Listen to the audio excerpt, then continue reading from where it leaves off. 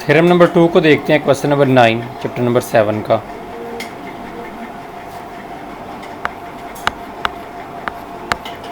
We norm greater than और equal to 0, इसका part number A है, प्रूफ।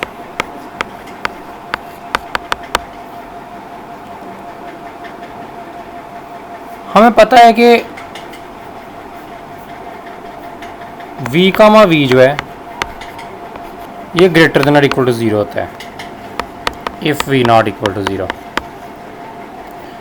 ठीक है, सेम वेक्टर की सेम वेक्टर के साथ इनर प्रोडक्ट, जो इसका पहला एक्सियम है इनर प्रोडक्ट का, तो उसने खुद ही थ्योरम में कहा हुआ है कि इनर प्रोडक्ट स्पेस है, तो इनर प्रोडक्ट का पहला एक्सियम पूरा होगा। थ्योरम की स्टेटमेंट आप लोग देख लें। तो v कामा v जो है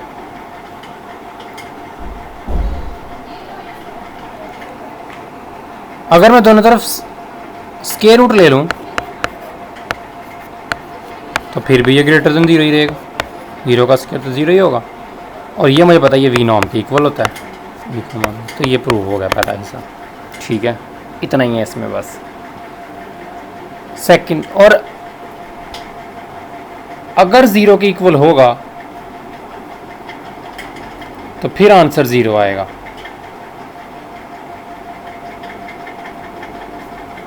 v नॉर्म 0 तभी आएगा अगर v 0 के इक्वल होगा। अगर v को 0 ले लिया जाए तो फिर 0 कामा 0 इनर प्रोडक्ट तो 0 ही आती है। ठीक है, और दोनों तरफ स्क्वायर रूट ले लें तो 0 का नाम जो है वो 0 ही आएगा। ठीक है, सेकंड पार्ट इसका जो है के वी का नाम ये इक्वल होगा के मॉट वी नाम सॉल्यूशन। इसी को लेते हैं के वी का नाम, ये इक्वल होगा के वी कामा के वी। डेफिनेशन से के दोनों में से बाहर आएगा तो के स्क्वायर वी कामा वी। ठीक है, इधर स्क्वायर भी होना चाहिए, स्क्वायर रूट में अगर नहीं डालना तो ये के स्क्वायर ये बन गया वी नॉर्म का स्क्वायर। ठीक है, वी नॉर्म आपको पता है कि इसके इक्वल होता है वी कामा वी इसके, तो स्केयरिंग करेंगे तो वी कामा वी वी ये चीज़ बन जाएगी। दोनों तरफ आप लोग स्क्वायर रूट ले लें तो के वी का नाम ये के का मॉड बन जाएगा स्क्वायर रूट लेने से, ये वी नाम का। तो ये सेकंड पार्ट स्क्वायर रूट लेने से आ जाएगा। पार्ट नंबर सी इसमें वेरी वेरी इंपॉर्टेंट है, वेरी वेरी इंपॉर्टेंट, अक्सर एग्जाम में आता है। u प्लस वी का नाम लेस देन और इक्वल टू u का नाम v का नाम सॉल्यूशन। ट्रायंगुलर इनइक्वालिटी भी कहते हैं इसको। तो u प्लस वी का नाम इधर से शुरू करते हैं, ये किसके इक्वल होगा, इसका स्क्वायर इक्वल होगा u plus v comma u plus v के। अब तीसरी प्रॉपर्टी जो है इनर प्रोडक्ट की, u के साथ u भी आएगा,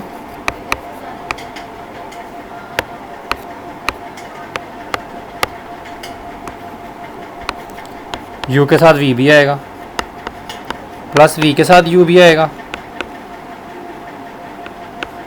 और v के साथ v भी आएगा। ये बन गया u नाम का स्क्वायर।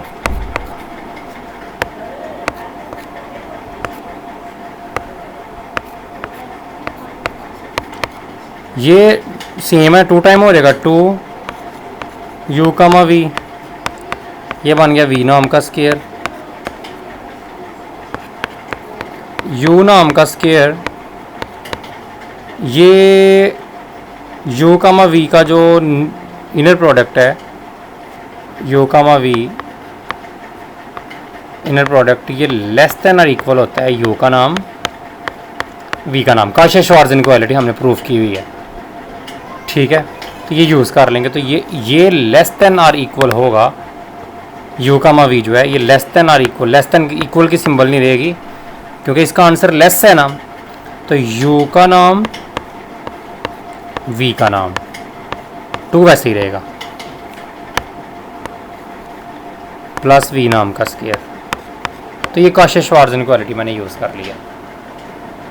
तो चूँकि ये जब ये चीज़ डालेंगे तो ये चीज़ जो है ना, ये वाली, ये u का नाम v का नाम ये ग्रेटर होता है खाली इनर प्रोडक्ट से। जब मैं इसकी जगह पर ये नॉर्म रिप्लेस कर दूंगा तो इसका आंसर ग्रेटर हो जाएगा इससे, इसलिए इसका आंसर जो है ना ये लेस देन आर इक्वल हो जाएगा इससे, इसलिए इक्वल के बजाय अब लेस देन आर इक्वल का सिंबल आ जाएगा। तो u प्लस v का जो नाम का स्केयर है ये लेस देन आर इक्वल हो गया u का नाम प्लस 2 u नाम v नाम प्लस v नाम का स्केयर। तो u प्लस v नाम का square less than or equal to u plus u नाम प्लस v नाम का होल स्केयर। ठीक है, ये a square plus 2ab plus b square, तो a प्लस b का होल स्केयर, तो ये कट जाएगा whole square. So u plus v का नाम लेस देन और इक्वल टू u का नाम। This is called triangular property, यानी कि एक साइड जो होती है वो लेस देन और इक्वल होती है बाकी दो साइड्स के सम से।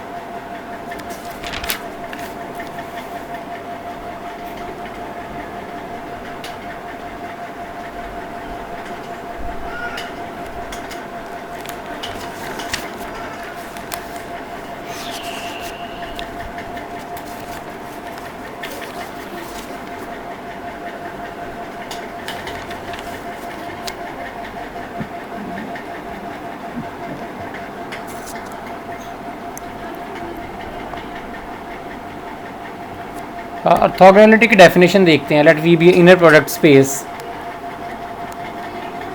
u comma v belongs to v are said to be orthogonal if u comma v inner product equal to 0। ठीक है, u comma v की अगर इनर प्रोडक्ट जो वो 0 के इक्वल आ जाए तो हम कहते हैं u और v आपस में ऑर्थोगोनल हैं। तो ये ऑर्थोगोनल की डेफिनेशन है, यानी कि दो वेक्टर की आपस में इनर प्रोडक्ट अगर 0 आए तो हम कहते हैं दोनों वेक्टर एक दूसरे पे ऑर्थोगोनल हैं। 0 वेक्टर की अगर इनर प्रोडक्ट की बात की जाए 0 कामा v, तो इसको लिखा जा सकता है 0v कामा v, और 0 को बाहर निकाल के v कामा v पहली प्रॉपर्टी तो 0, तो 0 हमेशा हर वेक्टर पर ऑर्थोगोनल होता है। ठीक है,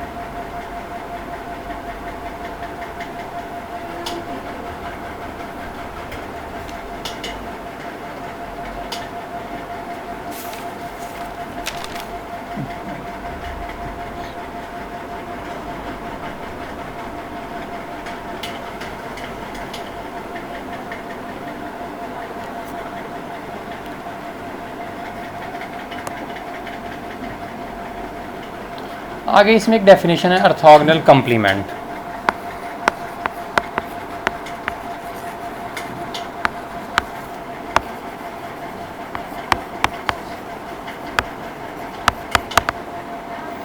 ऑर्थोगोनल कंप्लीमेंट हम कहते हैं कि S इसके ऊपर इस परपेंडिकुलर के साइन से इसको डिनोट करते हैं।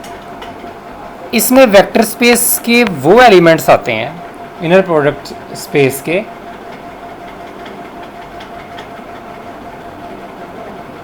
कि जिनकी डॉट प्रोडक्ट किसी भी वेक्टर से ली जाए तो आंसर इक्वल आ जाए 0 के। ठीक है, तो हमारे पास कितनी चीज़ें होनी चाहिए?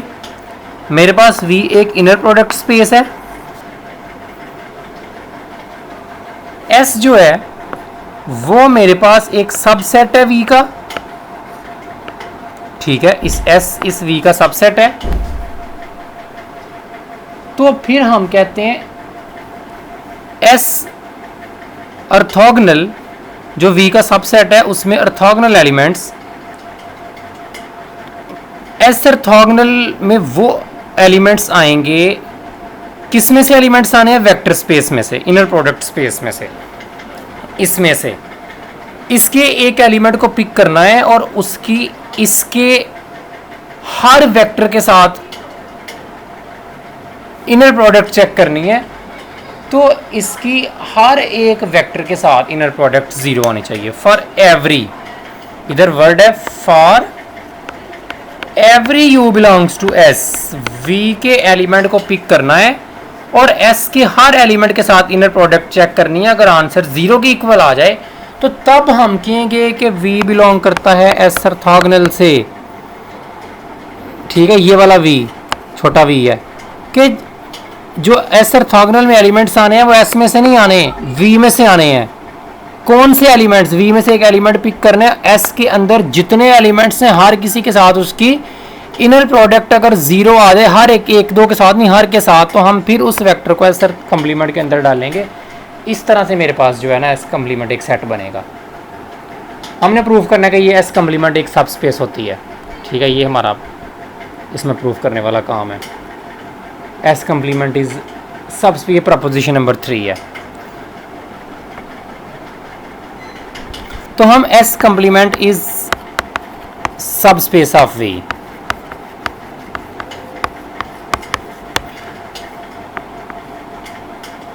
प्रूफ हम लेट करते हैं कि u कामा वी दो एलिमेंट लेते हैं एस कंप्लीमेंट से, जिसको सब स्पेस प्रूफ करना होता है उसमें से हमने 2 एलिमेंट पिक करने होते हैं। ठीक है, तो 2 एलिमेंट अगर आप पिक करते हैं तो ये 2 एलिमेंट्स कैसे होंगे? ये इसमें u अगर एस कंप्लीमेंट से बिलोंग कर रहा है, क्यों कर रहा है? क्योंकि u बिलोंग कर रहा होगा v से और u की W के साथ इनर प्रोडक्ट 0 होगी फॉर एवरी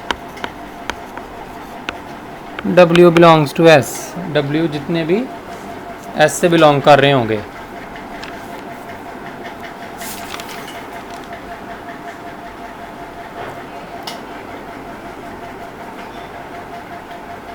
ठीक है,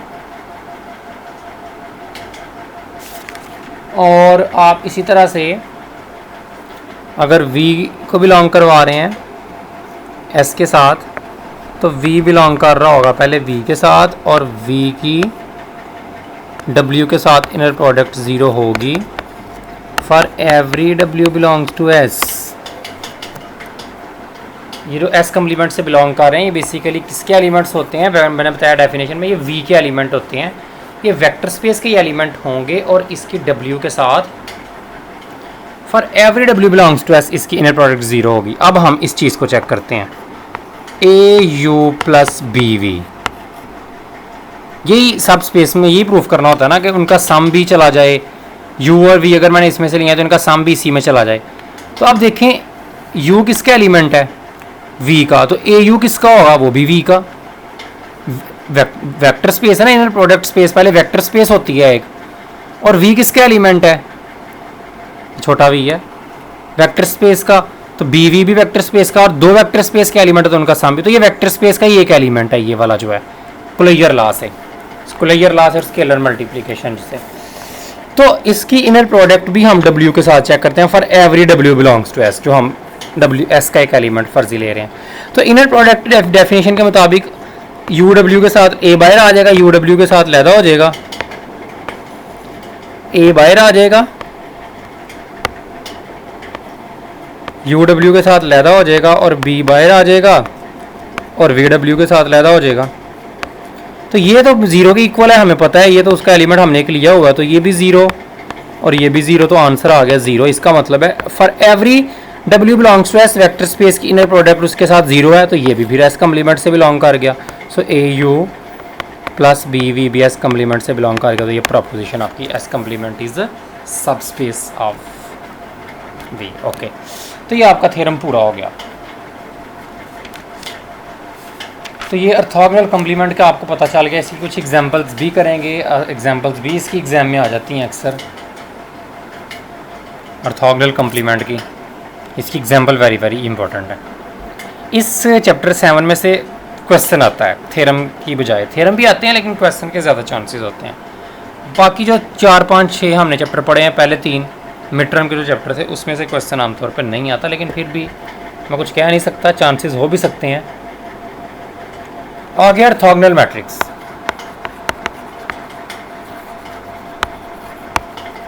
डेफिनेशन, इसमें डेफिनेशन काफ़ी है।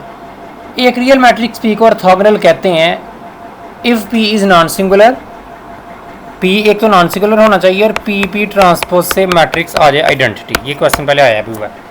एक मैट्रिक्स को ऑर्थोगोनल कहते हैं अगर उसका अपने मैट्रिक्स के ट्रांसपोज के साथ मल्टीप्लिकेशन आइडेंटिटी मैट्रिक्स आ जाए। आपको एक एग्जामिनर मैट्रिक्स देता है, कहता है इसको ऑर्थोगोनल प्रूफ करें, तो आपने क्या करना है, आपने उस मैट्रिक्स को उसके ट्रांसपोज के साथ सिंपल मल्टीप्लाई करना है, तो आंसर आइडेंटिटी मैट्रिक्स अगर आ गया तो आपके 5 नंबर पूरे। ठीक है, ये एग्जांपल उसने की भी है 7.12 में, आपने कर भी लेनी है। तो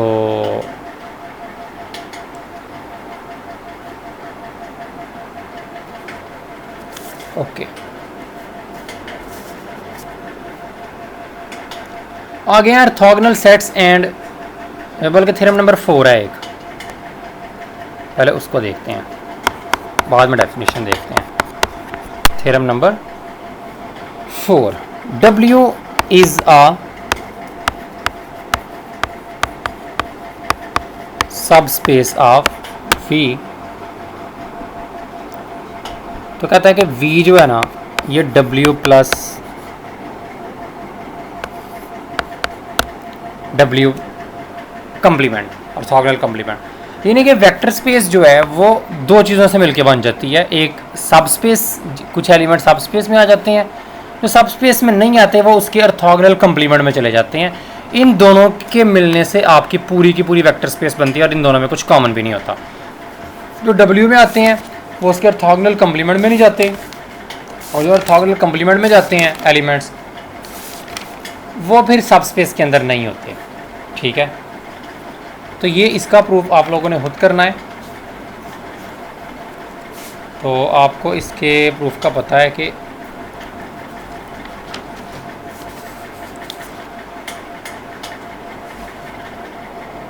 आपने एक एलिमेंट इसमें से लेना है, उसके अंदर उसके इंटरसेक्शन में आपने 0 प्रूफ करना है, और दूसरा आपने इनके साम से वेक्टर स्पेस V प्रूफ। इसका प्रूफ आप करके आपने मुझे सेंड भी करना है, जो बच्चा करेगा। तो अगर किसी से नहीं होगा तो फिर मैं आपको इसके प्रूफ के बारे में बताऊंगा। ठीक है, तो इस लेक्चर में हम इतना ही देखते हैं। ठीक है, अगले लेक्चर में हम जो है मज़ीद इसको देखेंगे। प्रूफ आप इसका आपको ना मिल भी जाएगा पेज नंबर 263 पे, अगर आप हेल्प भी लेना चाहते हैं, लेकिन आपने समझ के इसको करना है, सिर्फ मुझे लिख के उधर से सेंड नहीं करना। ठीक है, मैं इसलिए अभी भी इसका प्रूफ नहीं करवा रहा आपको कि इसके प्रूफ से पहले कोई 2-3 प्रूफ होने चाहिए, तो वो हमने चूँकि नहीं किए, तो मैं फ़िलहाल तो अगर वो करने के बाद मैं फिर आपको करवा भी दूंगा। वैसे अगर आपसे नहीं भी होगा तो मैं फिर करवा भी दूंगा, लेकिन आपने खुद इसको एक दफ़ा ट्राई ज़रूर करना है। ठीक है, बड़ा सिंपल सा इसका प्रूफ है, आपने बेसिस वगैरह माननी है और उनको एक्सटेंड करना है, और उसके बाद आप करके मुझे सेंड ज़रूर करना। अगर नहीं होगा फिर मुझे बताना। ठीक है, इस लेक्चर में इतना ही देखते हैं, बाकी हम अगले लेक्चर में देखेंगे। तब तक के लिए अल्लाह हाफ़िज़।